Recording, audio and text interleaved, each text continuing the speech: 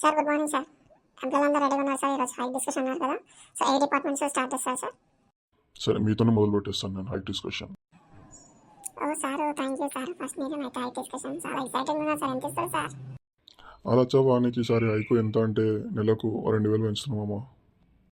Sir ఏంది sir 2,000 ఏం చేయాలి సార్? నాకేం గడుస్తుంది సార్? ఏమవుతుంది చెప్పు సార్. నువ్వు పెంచు సార్, జర చూడు సార్. లేదమ్మా, అంతే అమ్మా, కంపెనీ చాలా లాస్లో ఉంది. ఇంకా 2,000 మీకు ఇచ్చాను, అందరికంటే హైక్ ఎక్కువ మీకే, ఇంకా రాదమ్మా. వద్దు సారు, నీ జాబ్ వద్దు, నువ్వు వద్దు, మీ కంపెనీ అసలే లాస్ట్లో ఉంది. నాకు ఇచ్చే 2,000 ఎందుకు సార్? మీ 2,000 కూడా మీరే పెట్టుకొని నిమ్మలంగా ఉండదు సార్. నేను రాత్రి మగలు నాకు ఎప్పుడంటే అప్పుడు మీటింగ్లో జాయిన్ అయ్యి అన్నీ చెప్తే నాకు ఇచ్చేది 2,000 జీతమా సార్ పెంచేది? నాకు మీ కంపెనీ వద్దు, ఏమొద్దు, పెట్టుకో సార్.